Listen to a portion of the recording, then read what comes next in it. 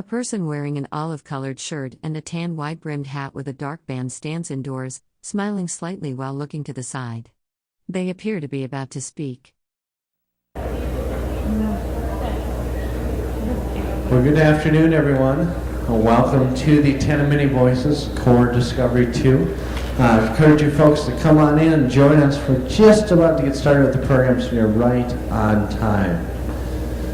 Core Discovery 2 is a national traveling exhibit. It's a multi-agency federal exhibit, the National Park Service being the lead agency. This exhibit's been traveling since January of 2003. Will continue to travel through September of this year, 2006, during the 4 years of the bicentennial of that Lewis and Clark expedition. And what we do here at the 10 Mini Voices is we bring in a wide variety of presenters to share with us different perspectives and different aspects of that Lewis and Clark expedition, but also to talk about the history and culture of all those American Indian nations that Lewis and Clark are traveling into their homelands. And we have with us today Mike Lyall, who's Cowlitz. He's going to talk about Cowlitz history and culture before and after Lewis and Clark. So let's give Mike a warm welcome here to the 10 Mini Voices. Hi there, my name is Mike Lyall. I want to start out with, we're going to use this map and see where my pointer is. That area right there is Rupertland. Canadians think of it as something else, but its historic name is Rupertland. And we are right here in the Columbia Department of Rupertland. Now, later on, it would become Oregon. And Oregon actually started a whole lot farther east than it does today. And it ran from Russian America clear down to Spanish America. Oregon used to be a whole lot bigger place than it is today. So, once upon a time, we were subjects of His Royal Majesty King George when we were here. We were in British territory when it was Rupertland. And that's really important because there was a young Lieutenant Broughton came up the river and went up as far about as modern Bonneville. And Broughton in 1790s, the Brits had A person wearing glasses and a dark sweater stands holding a microphone on a stage. Behind them is a dark backdrop with partial text visible on the left side. a map in 1794. Significance of that is 10 years before Lewis and Clark got here, the English had mapped the Columbia River up to Bonneville. And the importance of that map is that in later days, in the 1820s, Governor Simpson, the governor of all of Rupertland, North America, said that Skanewa, the Cowlitz chief, whose track runs from off the Puget Sound and strikes the Columbia near to Point Bellevue. Simpson knew exactly what he was talking about. He had a map. He had a map that was first drawn in 1794 and was later revised up to 1814, I believe. And so, for those of you that don't know, Point Bellevue is the confluence of the Willamette and Columbia rivers, the upstream bank. So that's the before Lewis and Clark. Lewis and Clark, when they came through here, we're not sure they ever met us. They heard about us, and they kept saying, "We hear they're numerous. We hear they're numerous," and they called us Halou Atel. And we lived across the Columbia here on the Lewis River, and we lived on the Cowlitz River as well. And later on, as I said, Governor Simpson would say the Cowlitz chief lived from Olympia to Portland. And so we had a huge area. And once upon a time, we were very many. Populations are based on estimates. They run as high as 30,000 to as low as 10,000. And the importance of that is that when you come down the Columbia River Valley, you know, and you leave the gorge to the Columbia, there wasn't 10,000 other people here. So we were at our smallest equal to all the other tribes combined along the Columbia. At our largest, we were 3 times as many. And so that's a little bit about it. Now, Lewis and Clark, when they came through here, they called us Huluatel and Kalisik and Kaliski. And it's really important when you study this stuff to understand that the closest we get to exact pronunciations is a near miss. The Europeans couldn't pronounce the Indian phonetics, and the Indians couldn't pronounce the European phonetics. So they would try as they might, and they only got to a near miss. They never got it dead on. And then you got helpful people like Captain Clark. A person wearing glasses and a dark shirt holds a microphone while speaking. Behind them is a dark backdrop with partial yellow text visible reading Cervic and Core of Engi. Now, I wrote a paper about 3-4 years ago, and my wife was a trained secretary, and she went through, and I had taken all these direct quotes out of the journals, and she went through and corrected all these misspellings. And she said, "Mike, this is junk. You didn't spell any of it the same twice. In the same sentence, it's misspelled over and over." I said, "Yeah, that's Clark." And so she had to go back and change it. Because I joked, Clark couldn't spell cat twice in the same sentence. But that was Clark. And so a lot of times people are going to try and split hairs and say who was here and who wasn't. And unfortunately, in some cases, it's not really clear. I can tell you that I've done a lot of intensive research, and the people that lived across the river were called the Cathopodelan Nation. And all I can tell you is it's not clear who the Cathopodelan Nation was. They're called Chinookians, but Chinookan in the terms of an educator means literally someone that lived in this Columbia River Valley. It means someone that spoke the languages of the Columbia River Valley, and it means more than anything local Indian.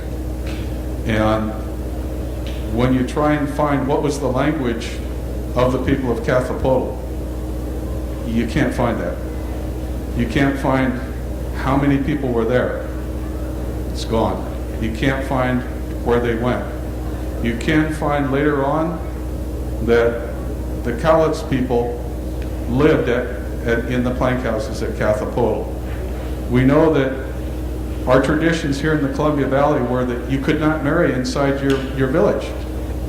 You had to marry outside your village, so you married your neighbors. And the closer you were to your neighbors, the more of those neighbors you would be married with. In other words, we would marry people that were 2 miles away, 5 miles away, but we still married people further away, but just not as often. One of our chiefs, Chief Skaniwa, married the daughter of the Chinook chief, Taken Stockham. Their son was Atwin Stockham. Atwin Stockham was a Cowlitz chief. He was chief by birth, but he was appointed chief by Lieutenant Ulysses Grant. So we married people hundreds of miles away, but we also married more often people much closer. So that was us and Lewis and Clark in a dark stage with a wooden podium and backdrop featuring text that reads Resources Conservation S&N of Army, U.S. Army Corps of in gold lettering. Stage lights illuminate the floor. Pretty much a little bit of where we lived. Now, here's a bit better detailed map of Washington.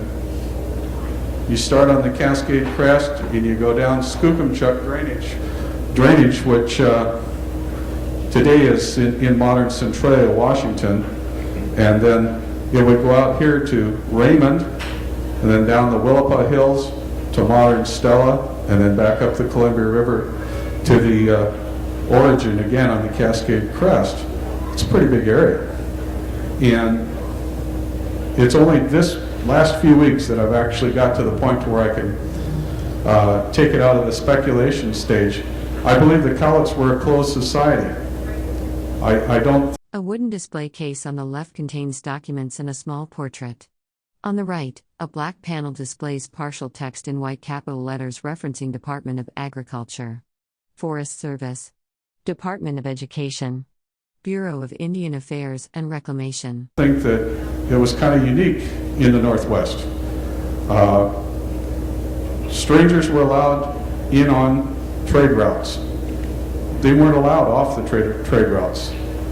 Because what does Halu Atel mean? Halu Atel means strange place. The Halu Atel lived on Kawanahiyuks, place of the enemy. That's what they called the Lewis River. So that, and then later on in the 1850s, some of our Taitnapum people, the Sahaptin speakers, would come out of the woods in the 1850s to see their first white man. 50 years after Lewis and Clark, some of our people had not seen a white man. And it's kind of I'm not able to prove it yet, but I think it is, when you consider the speculation, it's reasonable speculation that we were a closed society. We were 30,000 people, we were multiples of all the other tribes combined, and we left almost no trace. Our populations were destroyed by the waves of diseases. After Lewis and Clark left, the fur traders came, and the diseases just came in waves. And the Bay Company people would write down that 3 and 4 fell, 75%, bingo, this trip. The disease came back, 3 and 4 again, 75% of what was left. And then again, and again, and again, and this went on for about 40 years. And 30,000 people became 200. So literally, depending on the numbers you pick, 1, maybe 2% of our people survived. And I'm part of those people, and they're still here. So that was our experience with the beginning of the fur trade. Now, we had long-time trade alliances, and these were very, very important because for our history, when Governor Simpson wanted to go up to the northern portion of Oregon, where we would call it Canada today, at the A person wearing glasses and a dark jacket stands at a microphone on a stage.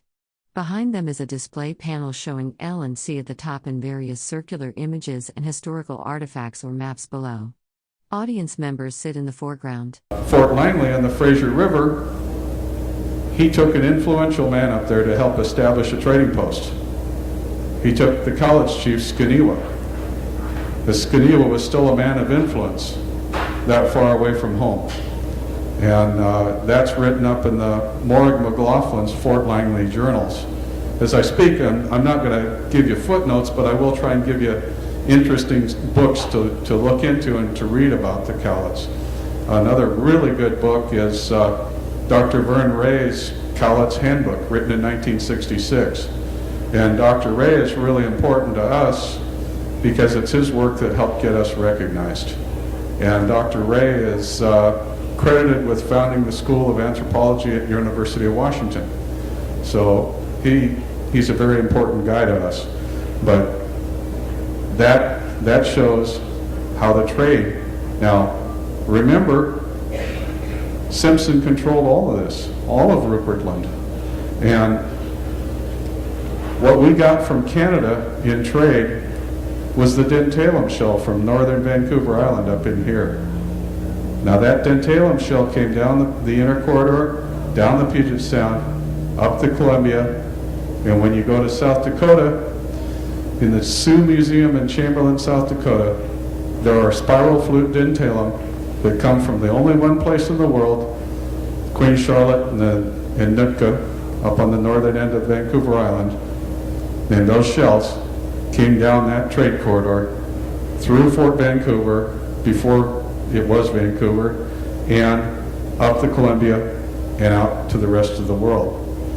Now, I know that I think I can show that trade was here long before Lewis and Clark. When Lewis and Clark came by Fort Vancouver, they saw people standing on the riverbanks wearing sailor clothes, carrying pistols, carrying rifles. We had the Russian rifle. It was a better gun than the Americans. American guns broke a lot. One of the party in the Lewis and Clark party, his job was keeping the guns patched.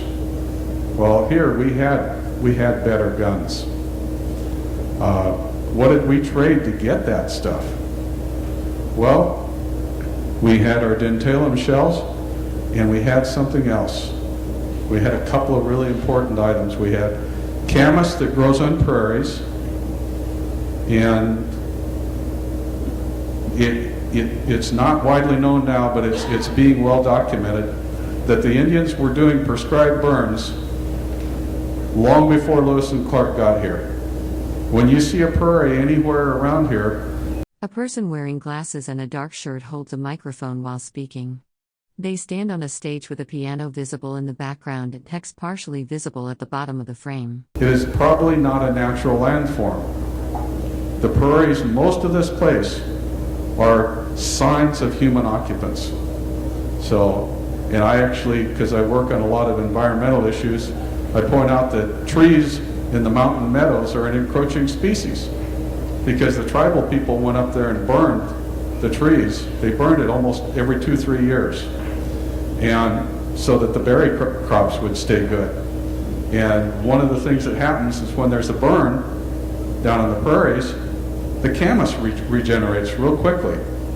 And I know that these burns were frequent because our lore was, at the height of the flames, you could step over the fire.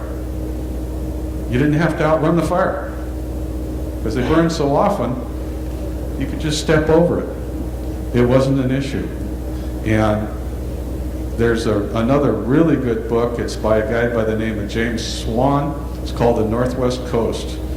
And in that book, you want to just read the whole thing cover to cover, because he was an early pioneer out here in the 1850s. And he was, among other things, a drunkard and a bum, but he also, before he was that, he was Governor Stevens' personal secretary.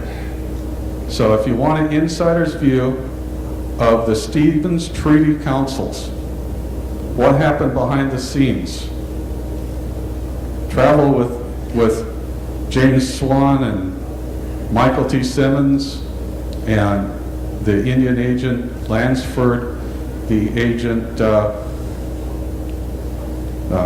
I missed his name. But anyway, James Swan will take you on these journeys. And it's a really neat book. And in the back of the book, you read through the part that you normally wouldn't read, and there's a letter from George Gibbs. And George Gibbs was Stevens' ethnographer. And it's Gibbs' work that is today the most quoted. And Gibbs was Brigadier General in the Territorial Army, appointed general by Governor Stevens. And in the back of that, there's a letter from Gibbs to Swan that a friend of ours, a researcher by the name of Dr. Stephen Dow Beckham, who's a professor at Lewis and Clark College, who did his doctoral dissertation on Gibbs. Steve had never heard of that letter, because the letter was a personal letter to Swan.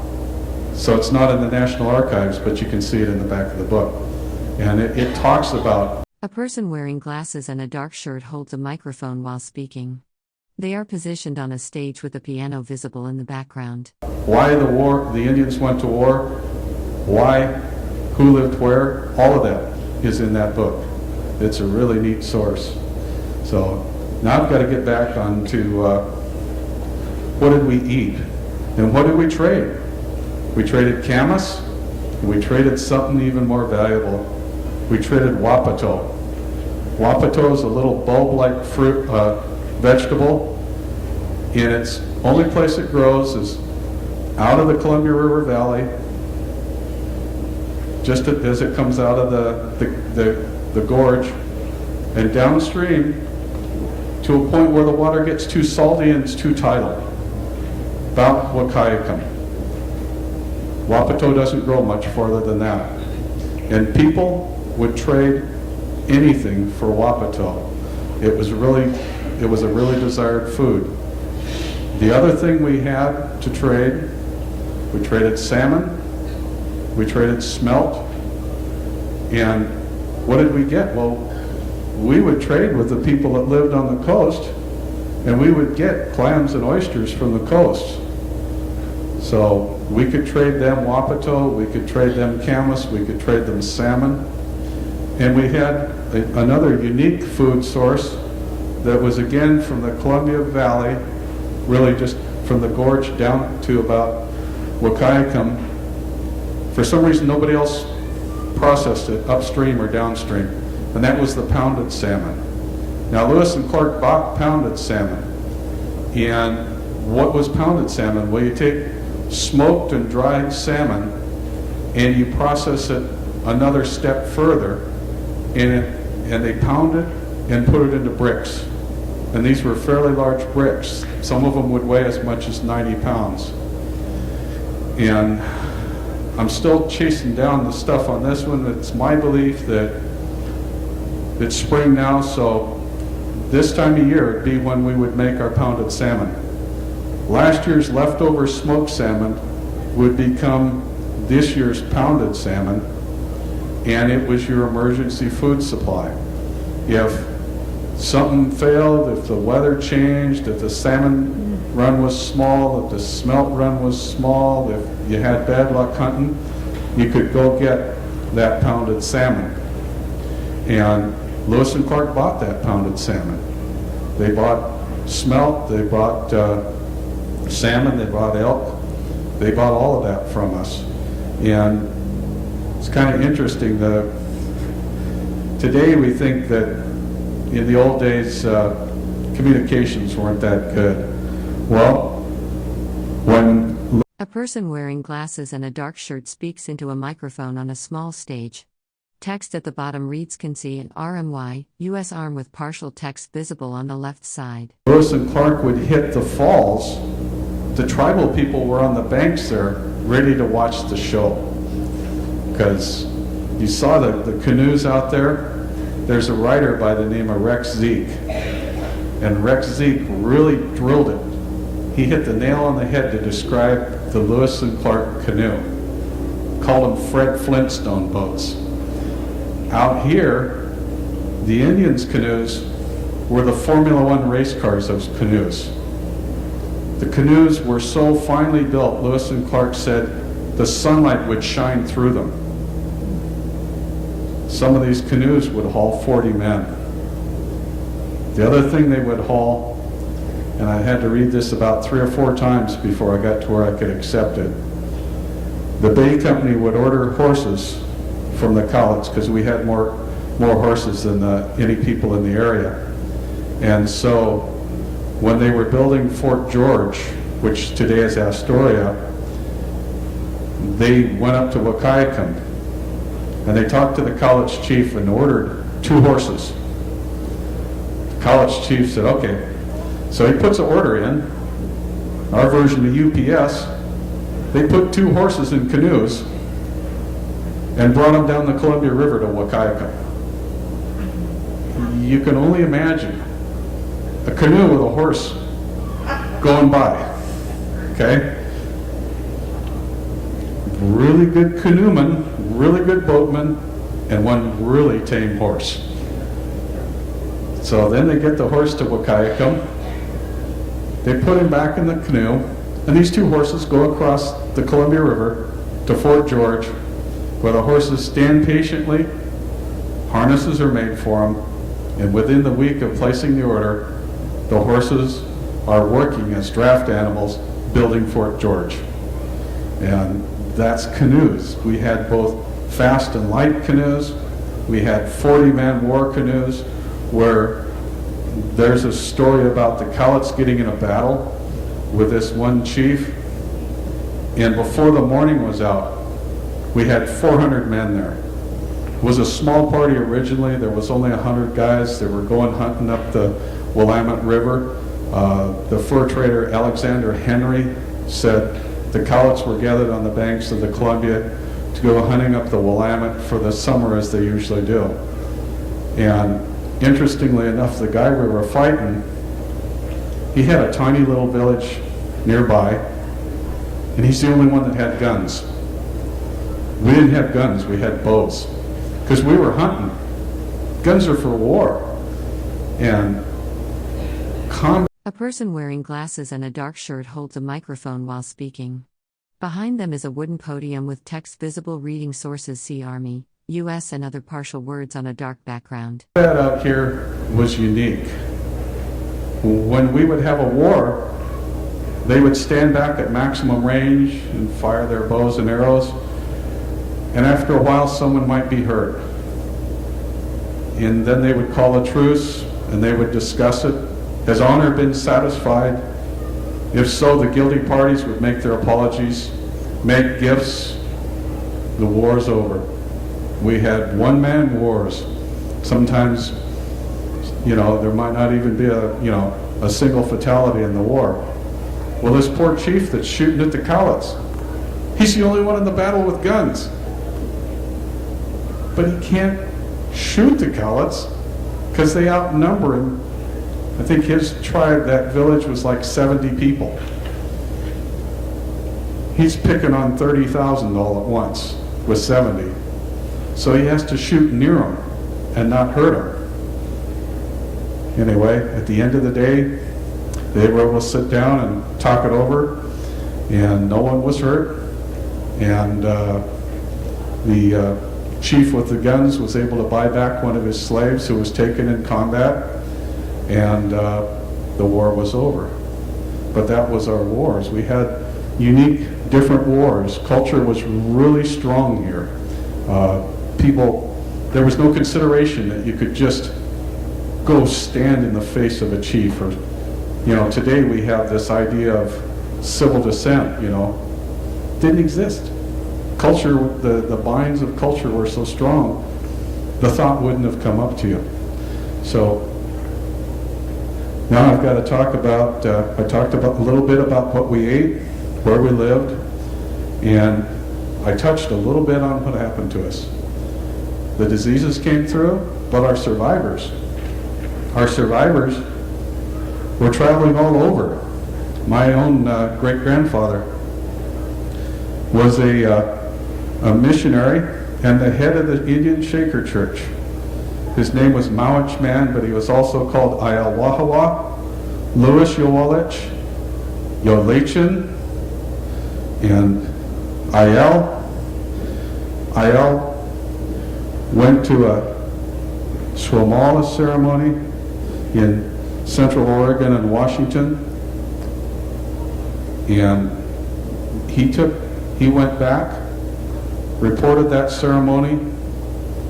John Slocum took that ceremony and made that ceremony the Indian Shaker Church.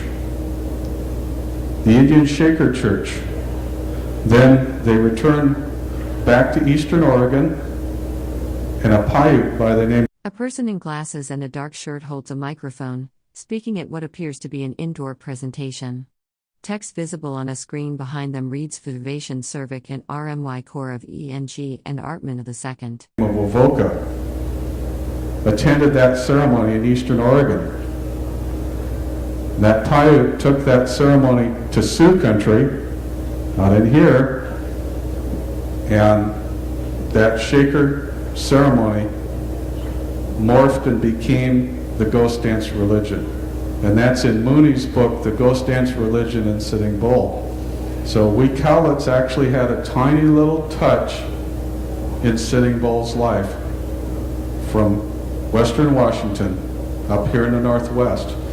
And my daughter teaches in college, and one of the professors she's teaching with is going to write a book on pre-contact trade here in North America. And I told her, I said, well, that's a really neat book for you to read. Mooney thought he was reading or studying religion. He was wrong. He talked about religion, but he was showing us the old trade routes, how people could travel from Western Washington up the Columbia to Central Oregon, back to Western Washington, back through Central Oregon, and out to the Dakotas. Mooney didn't realize it. He thought he was talking about religion. The title of his book's about religion, but in reality he was showing us the trade routes. And this was in the 1890s, after 98% of our people had disappeared. And the decimation wasn't exclusive to just Cowlitz. A lot of the tribal people had that kind of numbers taken down. And so after all of the culture's gone, the few people that are left still respected the old traditions so very well that that religion could travel, just like I said, in just a relatively short time. And that's what we saw. And in the 1850s, the Cowlitz started their fight for recognition. And that was by Atwin Stockham. Atwin Stockham had a nephew who was my grandfather, Frank Lyall. Frank Lyall took over the fight for Cowlitz recognition in the early 1900s. And Frank helped write and pass the Indian Citizenship Act of 1924. And he continued to work out the rest of his life for Cowlitz rights, and he died in the 1930s. And in Washington State, Indians weren't given the right to vote until after the 1940s. So the guy that passed the Citizenship Act never got to vote as an Indian. But then in 2002, we did finally get the recognition. And I think to the people that have worked. A person wearing glasses and a dark shirt holds a microphone while speaking. Behind them is a stage with a light-colored backdrop and partial text visible reading resources. Army, U.S., and Energy. Against us in different issues. You know, you need to know that it took 4 generations and 150 years for us to finish something, but we don't quit. You know, I've got kids, I've got grandchildren. You know, projects that I start, if I don't finish them, I'm not worried about it. Somebody else will take it over. But, and so that comes on to my next project. Next thing I want to talk about is who are we and what are we doing today? Well, we're working on the environment. For one, I'm Director of Natural Resources. We're working on fish passage on the Lewis River, on the Cowlitz River. We're trying to get a grant to do studies on the smelt. The smelt may be a fish that will go from once harvested at the point of disinterest to extinct. We're starting to find, somebody last year for the Washington State Department of Game did DNA testing, and they found that the Cowlitz River smelt are as genetically unique from the main channel Columbia smelt as the main channel Columbia smelt is from the Fraser River smelt. So we're dealing with incredibly tiny, fragile populations. And I think it's only just this week that the smelt are starting to come back to the Cowlitz River. And why is that important? Well, the smelt are tiny little fish. They can't dig a nest in the river bottom. They have to spawn between the rocks. They call it the substrate. So the smelt need a river that's free of silt. And good smelt habitat is tremendous salmon habitat. And for those of you that live in flood-prone areas, is good flood control, because if the river bottom is nothing but bare rocks, it's not full of mud. And in the case of the Cowlitz River, the North Fork of the Toutle, the result of the Mount St. Helens eruption, is depositing, according to the Corps of Engineers figures, approximately 6 inches of silt per year on the length of the Cowlitz River. And that would be one thing if it were smoothly applied like a nice uniform coat of paint. But the reality is it's not. It gathers in sandbars. There's some places where there's lots, there's some places where there's not so much. And when you go across the river to the town of Longview, Kelso, you see dikes build up. And there's talk now of making the dikes higher. Got to make the dikes higher because the river's filling up. Sooner or later you end up with an elevated river. You have a river. A person wearing glasses and a dark long-sleeved shirt holds a microphone with one arm raised while speaking. Behind them is a wooden podium with partial text visible reading of agric and natural I and NT of the above the town. What do you do when you have that big 9-point-something or other earthquake that's going to happen here and cause this liquefaction? That's where the mud and the water just become liquid and just go to silly putty and everything goes away. Longview Kelso is going to get really, really wet. So we're working to control sediment. We're working to when we control that sediment, we get 3 bangs for the buck.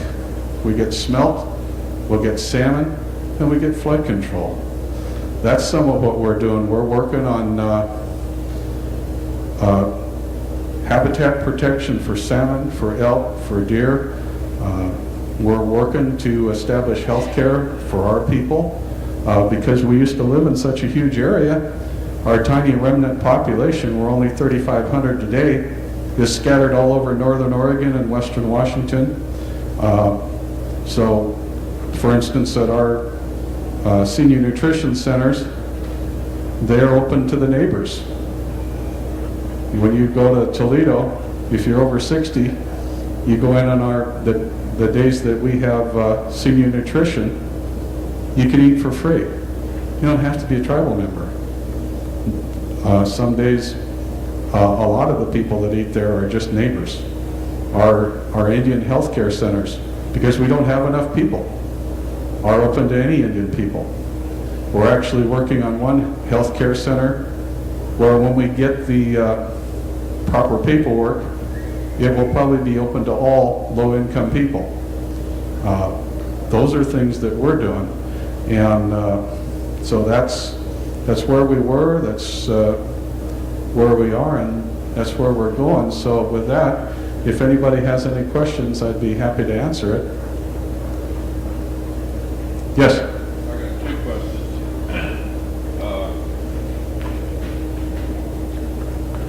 Some time ago I read a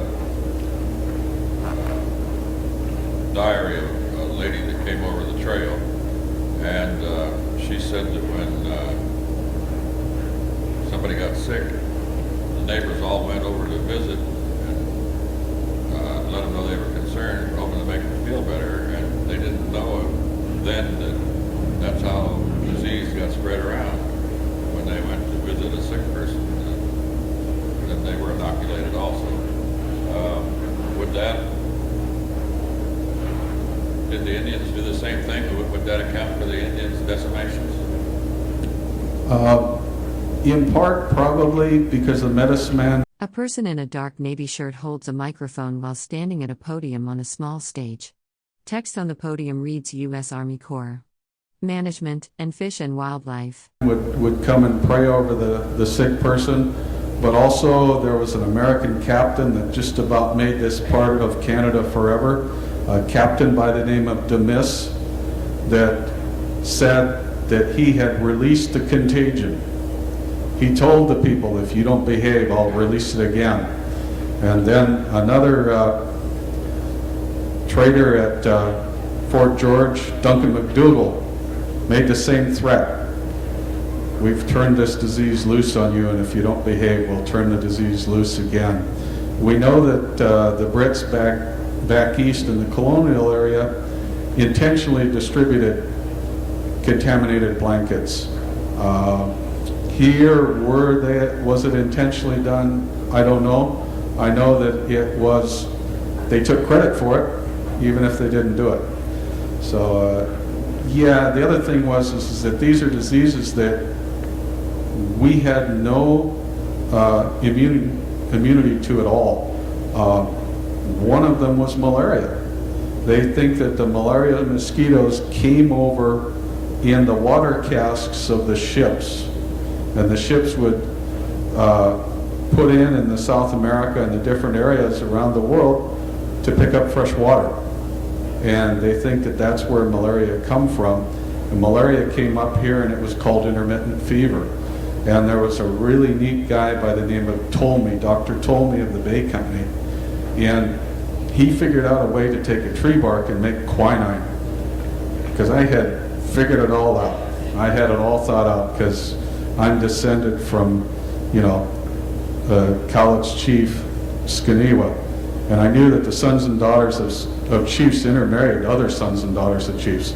So I thought, wow, I've got a broader gene pool. That's why I survived. And I talked to the author, Dr. Robert Boyd, and told him that. And he laughed, and he said, no. And I said, what is it? And he says, well, Europeans that were exposed to this disease died. He said, your family had access to quinine. And later on, I found out that the quinine was through this Dr. Ptolemy. And so that was the only thing that they were ever, as far as I know, that was the only disease they were ever able to control. But we had no immunity to these diseases. And so stuff that today you would laugh off or take 2 days off of work killed people. When Lewis and Clark came through here, when they went up the Willamette, and they could smell the death of an entire village in the main channel of the Columbia. People died right where they fell. Nobody was buried. They just died as though it was one big bold lightning strike. People died so fast, so quick, they couldn't do anything with them. So, any other questions? Unfortunately, I can understand what happened. A person in a dark maroon sweater stands on a stage holding a microphone, shown in profile facing left. Behind them is a backdrop with gold text listing various U.S. government departments and bureaus. To your people due to disease in the past, I'm curious as to why your population is not any larger than it is today. Is it because of illness yet, or is it because people are marrying and moving away? Or do you know why it is not growing at a faster rate? Probably all of those. In part, a lot of our people have moved away, and in part, you're looking at literally only 1 or 2% of our original population. We were marrying out, and many of the people, as they move out, never come back. A person wearing glasses and a dark shirt stands indoors, looking downward with a contemplative expression. Behind them is a dark cabinet or furniture piece and a blurred background with windows. Indians often like to talk about wishing it was like it was 100 years ago or 200 years ago. 200 years ago, if St. Helens silted the Cowlitz, how would the Indians have handled it, and how would that impact the smelt, the Cowlitz smelt? Well, a couple hundred years ago, we didn't have a structure on the Cowlitz called the SRS, the sediment retention structure that the Corps of Engineers put in for the price of a couple $billion. And at that time, I don't think they had ever had an eruption so severe. But the presence of the SRS has allowed the sediment to bleed out, and it will continue to bleed out if we aren't able to control it for the lifetime of our grandchildren. It will be bleeding out for 100 or more years. Now, that eruption was so severe that it may have had salmon out of the Cowlitz and Toutle drainages for 400 or 500 years. But the salmon stocks were so much healthier 500 years ago, 200 years ago than they are today, that remnant stocks from other drainages could repopulate it. But just as the tribal people are a few percent of what used to be, the salmon are a few percent of what used to be, and it's unlikely that if we don't control the salmon, it's quite likely the salmon will go extinct. Would the smelt become extinct 200 years ago? That specific population may have disappeared, but it would have been repopulated by other healthier stocks that were unharmed. Any other questions? All right, thank you very much. A person wearing glasses and a dark sweater holds a microphone while standing on a stage. Text visible on a dark panel behind them is partially obscured.